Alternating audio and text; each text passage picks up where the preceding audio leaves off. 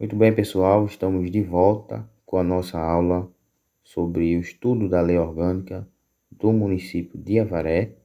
Eu sou o professor Silas Ventura, sou advogado e leciono neste canal sobre legislação específica ou legislação local, legislação municipal, para concursos públicos.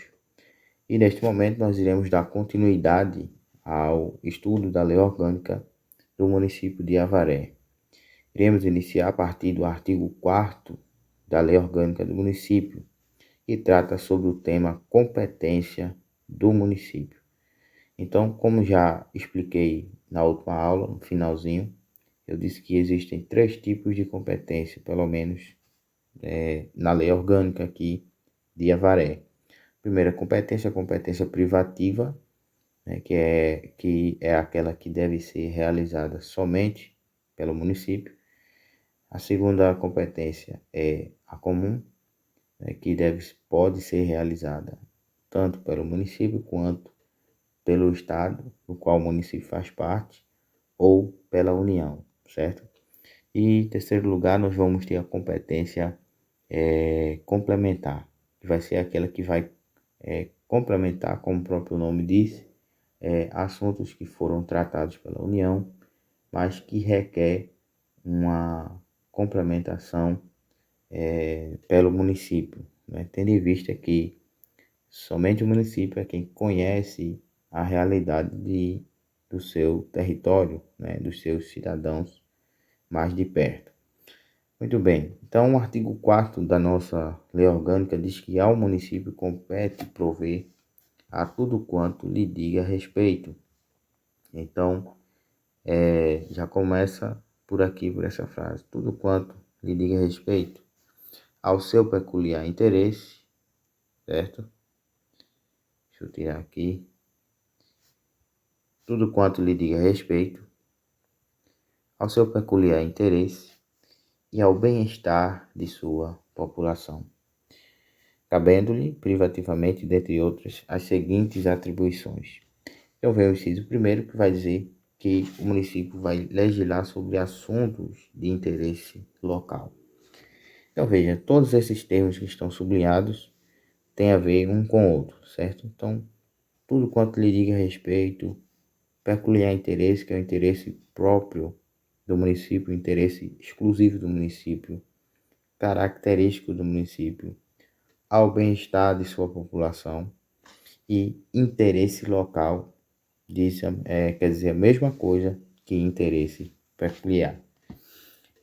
No decorrer da leitura dos demais incisos das competências privativas do município, nós poderemos ver várias outras competências que, na verdade, complementam essa primeira competência, que é assuntos de interesse local. Então, quais seriam os assuntos de interesse local? Existe uma lista de serviços, por exemplo, mais na frente, que a gente vai ver, como a questão da coleta de lixo, a questão da iluminação pública, da instituição das guardas municipais, do transporte coletivo, da questão também de instituição e arrecadação de tributos que são específicos do município. Quando nós tratamos sobre os tributos, por exemplo, nós iremos ver que existem tributos de natureza federal, de natureza estadual, e aqueles que são de natureza exclusivamente municipal, como no caso do IPTU. Então, esses são assuntos de interesse local, dentre outros, que podem ser trazidos pelo município, legislado, pelo município. Agora, é importante mostrar que esses incisos, eles não são apenas, eles não possuem o caráter taxativo, que a gente chama de taxativo, que são aqueles incisos que significa que só existem aqueles que estão ali. Então a gente chama de taxativo, certo? No caso dessa lei, ou dessas competências aqui, eles não são considerados taxativos. Ou seja, existem outros incisos e outras competências, no caso do município de Avaré, que podem ser inseridas, né, além dessas que estão aqui. Então, o contrário de taxativo, quando a gente estuda esse assunto, é exemplificativo, certo? Exemplificativo. Acho que não vai dar para colocar aqui. Exemplificativo. Vou deixar meio abreviado aqui. Então, significa que todos esses incisos é um rol, é uma lista de incisos exemplificativa. Ou seja, pode acontecer ou pode existir outras competências além dessas que estão aqui. Muito bem. Voltando aqui, temos o inciso segundo, que diz manter com a cooperação técnica e financeira da União e do Estado programas de educação pré-escolar e de ensino fundamental, incluindo o atendimento especializado aos portadores de deficiências, preferencialmente na rede regular de ensino. Então vamos ter aqui,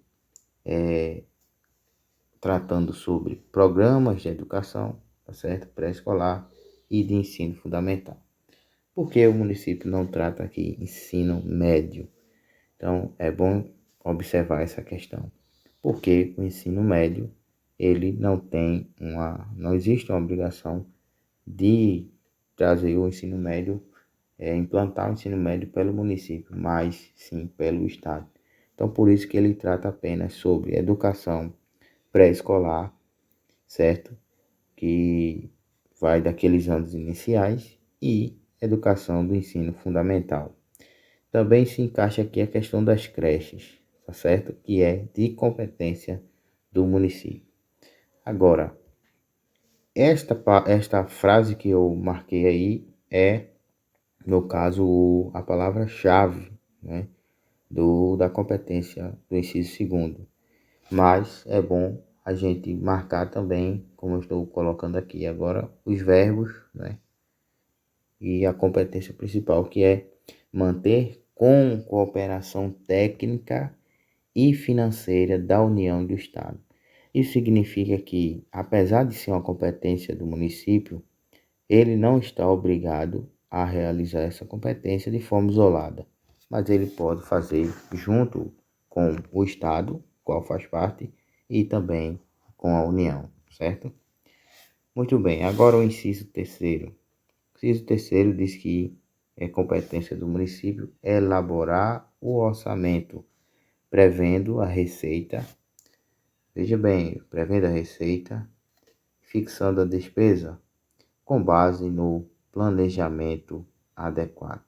Então, isso aqui trata da competência orçamentária do município e diz respeito também ao que nós já vimos, já acredito que vimos na aula anterior, sobre a chamada autonomia, né? Vou colocar aqui, autonomia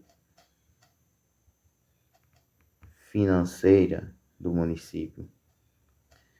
E eu expliquei na aula passada que a autonomia financeira do município diz respeito ao fato do município ter esta capacidade, independentemente do Estado e da União, de elaborar o seu próprio orçamento.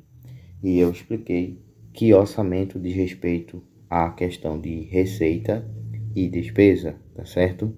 Então, receita geralmente são tudo que vai entrar nos cofres públicos do município, certo? Tudo que o município vai arrecadar como ganhos para o município. Já a despesa vai ser justamente os gastos do município, o que sai dos cofres públicos. Então, eu sempre trago essas duas expressões: receita entra nos cofres e despesa sai, para ficar melhor, para entender melhor.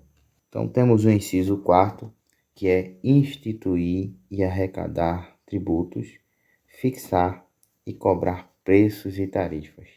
Então, o município ele tem competência também para instituir e arrecadar os seus tributos, como eu já falei, o município possui os seus próprios tributos, né? Lembrando que tributos, eles são divididos, né, em impostos, em taxas, né, taxa, e também em contribuições sociais e contribuições de melhoria. Então, em regra, é essa classificação para os tributos. Então, o município ele pode instituir seus próprios tributos, que diz respeito à arrecadação local, à arrecadação da renda local, e ele pode estar ali fixando, tá certo? E também em relação aos serviços, em relação ao que é feito dentro do município, ele pode cobrar não só tributo, né, que tem uma característica peculiar, mas também preços e tarifas. A tarifa, por exemplo, é uma contraprestação, né, em que o município ele entra com a parte, né, de pagando determinado valor, mas o usuário de determinado serviço público ele também paga por aquele valor, tá certo? Então, geralmente essa tarifa ela deve ter uma que a gente chama de modicidade, porque ela vai ter um valor que vai ser tanto benefício para quem não tem tanta condição de pagar e também para quem tem muita condição de pagar. Então vai ser um valor equilibrado, digamos assim, tá certo? Então é por isso que a gente chama de modicidade, que é aquele valor que vai estar entre servindo de um equilíbrio entre quem pode pagar muito e quem pode pagar pouco.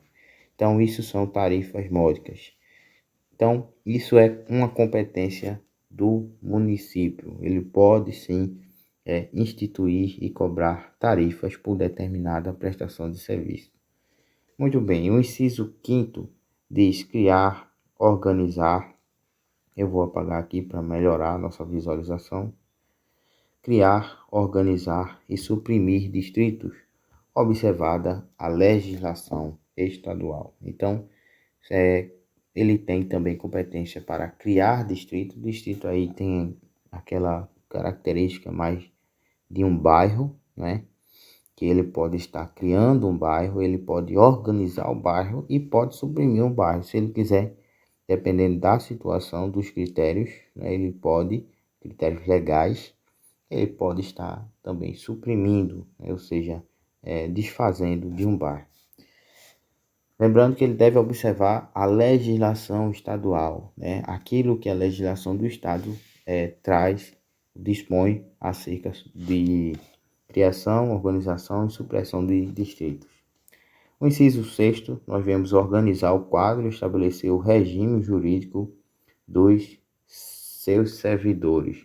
Isso aqui, pessoal, diz respeito ao famoso estatuto, tá certo? Que, inclusive, vai cair aí na prova da concurso da Câmara de Avaré. E nós temos já questões inéditas e comentadas sobre o Estatuto da Câmara, aliás, o Estatuto dos Servidores do município de Avaré. Então, quem ainda não adquiriu, ainda dá tempo, tá certo? De aproveitar. São 3 simulados inéditos e comentados. O primeiro trata sobre a lei orgânica, o segundo que vai tratar sobre o Estatuto e o terceiro sobre o regimento interno da Câmara Municipal. Esses 3, né, saem por um preço muito barato, né, de R$ 49,99.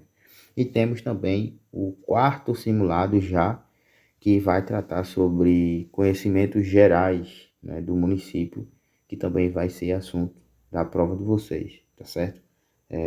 Sobre a história do município, população, economia, geografia do município, religião, símbolos municipais e também sobre atualidades. Então, esse último, ele vai vir por um preço muito pequeno de R$ 19,99.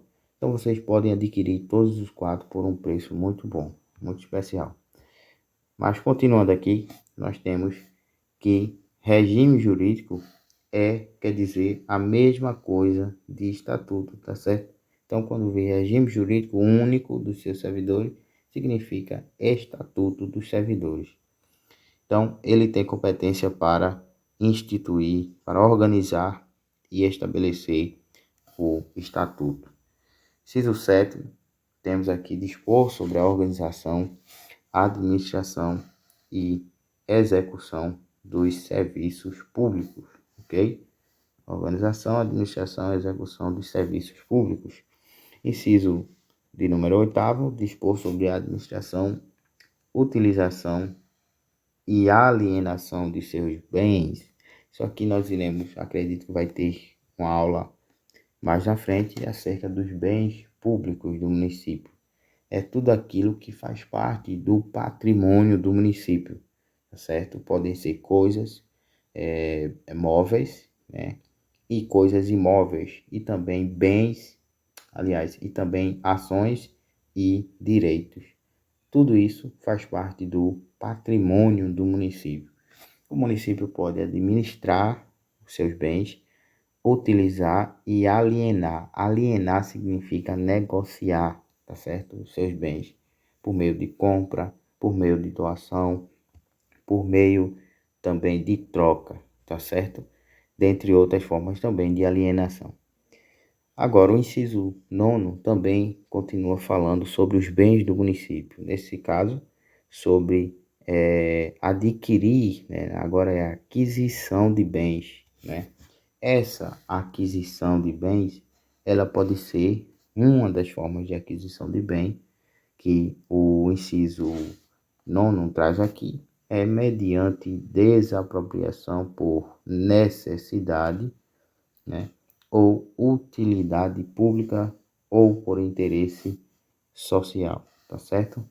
Então, temos aqui um assunto, né, que é o assunto de aquisição de propriedade, que está inserido na Constituição Federal, que diz que a regra é que o cidadão, né, os cidadãos, eles têm o direito à propriedade privada, mas essa propriedade privada ela pode sofrer uma intervenção do município, tá certo? Então, a regra é que eu tenho direito à propriedade, mas o município, ou o estado, ou a União, querendo, né, se houver uma necessidade, se houver uma utilidade pública, ou se houver um interesse social, a administração pública pode tentar adquirir aquele bem para si, tá certo? Então, é claro que, conforme diz lá na Constituição, artigo 5º da Constituição Federal, salvo engano, inciso 30 a 33, vai haver prévia e justa indenização para que a pessoa não fique lesado, né, sem a sua propriedade e também sem ter para onde morar. Então, não é assim que funciona, porque se fosse assim, estaria ferido o princípio da dignidade da pessoa humana, também inserido na Constituição Federal. Mas nesse caso, quando há uma desapropriação por necessidade ou utilidade pública ou interesse social, há uma prévia e justa indenização de acordo com a avaliação feita daquele bem, daquela propriedade, tá certo? Então a pessoa não sai lesionada. Quando não há, aliás, quando há apenas uma utilização, né, por uma urgência do município e depois se devolve aquele bem àquela pessoa, então há uma indenização ulterior, que é chamada pela Constituição de ulterior, que significa que vai ser dada depois daquela utilização. Então é mais ou menos assim que acontece na Constituição acerca do direito de propriedade e de intervenção nessa propriedade por parte da administração pública, seja ela federal, estadual ou municipal, certo? Agora, o inciso 10, nós temos organizar e prestar diretamente ou sob regime de concessão, permissão e autorização os serviços públicos locais, tá certo? Então, aqui mais uma vez o tema do serviço público. Temos aqui no inciso 7 sobre os serviços públicos, né? E aqui mais uma vez no inciso 10 sobre os serviços públicos. É importante observar a questão de como esse serviço vai ser prestado, tá certo? Que o inciso traz aqui sob o regime de concessão, permissão e autorização, tá certo? Isso aponta as formas de prestação dos serviços públicos, né, que são inseridos no ordenamento jurídico brasileiro. Então, vamos ter aqui 3 formas, né? A primeira é concessão, a segunda é permissão e a terceira é autorização. Cada uma dessas tem os seus significados, eu não vou aqui explicar cada uma delas, nem entrar no mérito, porque vai demorar mais, né? E a intenção não é explicar aprofundadamente, até porque isso seria uma aula só para isso. Então, concessão, permissão e autorização, tá certo? No inciso 11, temos elaborar o plano diretor de desenvolvimento integrado. Tem algumas leis que trazem apenas o nome plano diretor, né? E tem outras que trazem essa expressão aí adicionada, que é plano diretor de desenvolvimento integrado. O plano diretor nada mais é que o plano que vai traçar a organização, né, a urbanização do município. O plano diretor vai tratar sobre as regras de ocupação, de uso, né, de construção de residências em determinadas áreas da cidade, em determinadas áreas do município, tá certo? Então, quais são as áreas que pode construir, que não pode construir, quais são as áreas que podem ser ocupadas, né? Então, trata do uso, da ocupação, né, do solo urbano, tá certo? Então, o município ele vai elaborar o seu plano diretor, traçando as suas regras de uso e ocupação do seu solo. O inciso 12 trata de estabelecer normas de edificação, loteamento, de arruamento, de zoneamento urbano e rural, bem como as limitações urbanísticas convenientes à ordenação do seu território, observada a lei federal. Então, este inciso 12, ele meio que complementa o inciso 11 acerca de construção, de loteamento, né? Edificação, loteamento, arruamento, zoneamento urbano, tá certo? Que são, o inciso 13 também trata sobre isso, né? Planejar o uso e ocupação do solo em seu território, previamente em zona urbana. Tudo isso trata sobre o plano diretor, né? Esses 3 incisos aqui têm a ver, um assunto tem a ver com o outro, tá certo? Então é importante que o município ele trace, né, as suas regras de edificação, loteamento, zoneamento urbano, porque pode, dependendo da situação, pode estar afetando o solo, pode estar afetando o meio ambiente e também trazendo risco para a sua própria população, tá certo? Como existem moradores que, infelizmente, por conta da necessidade, terminam construindo em locais e situações que não são situações de risco e que não favorecem ele. Então, quando há chuva forte, por exemplo, há deslizamento de barreira, né? E há, enfim, uma série de problemas e que poderia ser evitado se existisse um plano diretor e se aquele plano diretor fosse respeitado, tá certo?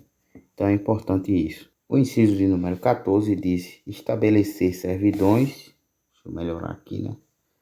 Estabelecer servidões administrativas necessárias à realização de seus serviços, inclusive a dos seus concessionários, tá certo?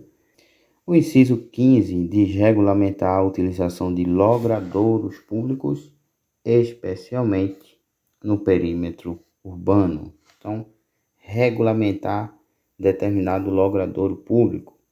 Aí ele diz aqui, ele vai especificar aqui, determinar o itinerário e pontos de parada dos transportes públicos, fixar os locais de estacionamento de táxi e demais veículos, conceder, permitir ou autorizar serviços de transporte coletivos e de táxi e fixar as respectivas tarifas.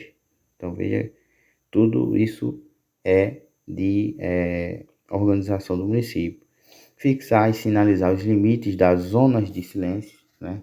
Aquelas zonas de silêncio são aquelas zonas que geralmente perto de hospitais, perto de escolas, perto de igrejas. São as zonas chamadas zonas de silêncio, onde não se pode passar fazendo muito barulho, como carros de som. Deve-se ter uma regulamentação para carros de som, que são os carros que fazem anúncio, né, ou aqueles que vendem determinada coisa, determinado produto, né, sempre fazer silêncio quando passar perto de hospitais e também de escolas. Então, zonas de silêncio de trânsito e de tráfego em condições especiais. Letra E, vamos ter aqui disciplinar os serviços de carga e descarga e a tonelagem máxima permitida a veículos que circulem em vias públicas municipais. Então, essas são, no caso, as regulamentações de utilização dos logradouros públicos, né? Só recapitulando: itinerários, pontos de parada, transporte coletivo, locais de estacionamento de táxi e demais veículos, conceder, permitir ou autorizar serviço de transporte coletivo e de táxi e fixar as tarifas, fixar e sinalizar as zonas de silêncio, trânsito e tráfego, condições especiais e disciplinar os serviços de carga e descarga e fixar a tonelagem máxima permitida a veículos que circulam em vias municipais, tá certo? Então são essas as principais regulamentações. Nós iremos parar por aqui para a aula não ficar tão extensa, né? Eu sempre tento gravar no máximo 30 minutos, então vamos ter ainda mais incisos para comentar na próxima aula, a partir do inciso de número 16, ok? Temos aí até o inciso de número 34 para tratar sobre a próxima aula. Depois temos a competência comum. Então aguardo vocês. Até lá.